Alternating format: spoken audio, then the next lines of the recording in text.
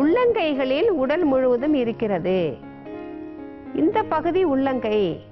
அப்ப இதுல இருந்து நாம என்ன தெரிஞ்சுக்கலாம்? இந்த பகுதியை மட்டும் அழுத்தினால் போறோம், முழு உடலாம் இதுல இருக்கிறது. தெரிந்து கொள்ளலாம் இல்லையா? உள்ளங்கைகளில் முழு உடலும் இருக்கு. இந்த இடம் வந்து உள்ளங்கை.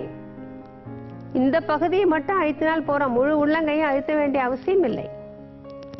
உடல் முழுவதுக்கும் சிகிச்சை உள்ளங்கையில.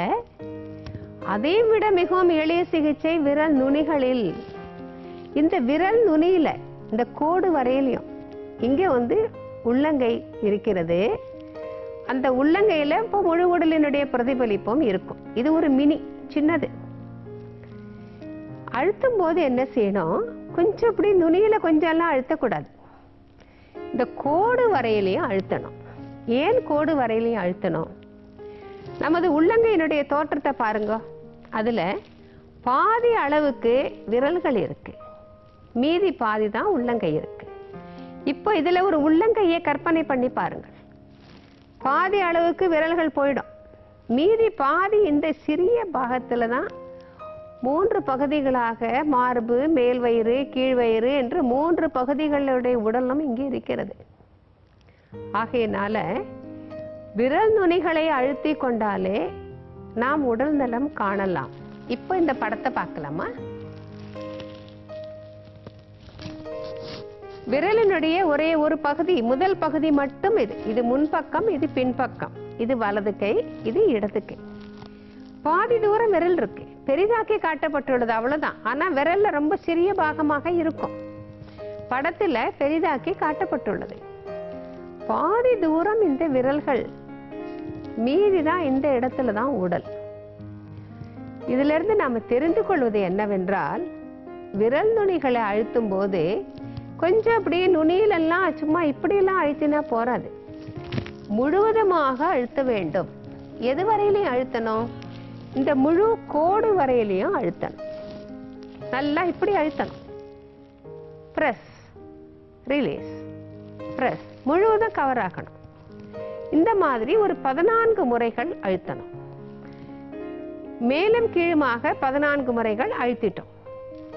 சைட்ல இப்படி ஒரு 14 முறைகள் அழுத்தணும்.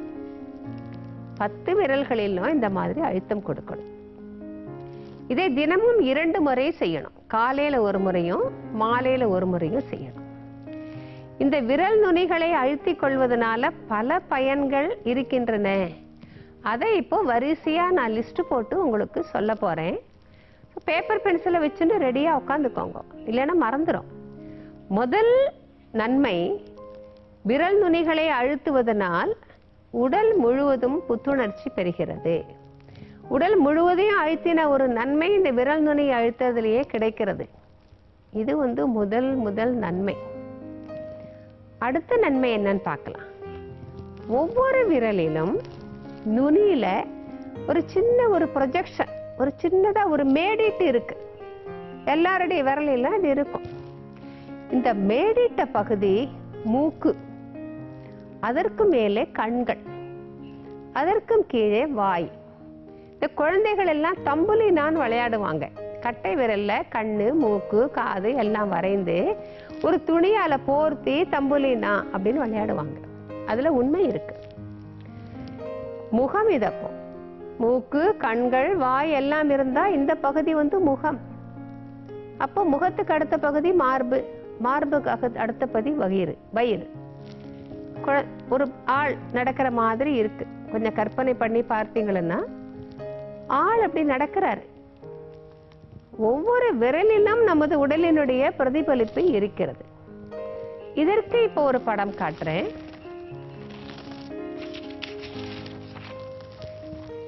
இது வந்து விரல் முழுவதும்.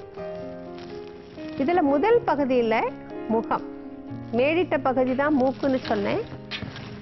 அதற்கு கீழே வாயே, அதற்கு மேலே கண்கள். இது வந்து முகம். விரலினுடைய முதல் பகுதி முகத்தை குறிக்கிறது. இரண்டாவது பகுதி மார்பை குறிக்கிறது. மூன்றாவது பகுதி நம்முடைய வயிறை குறிக்கிறது.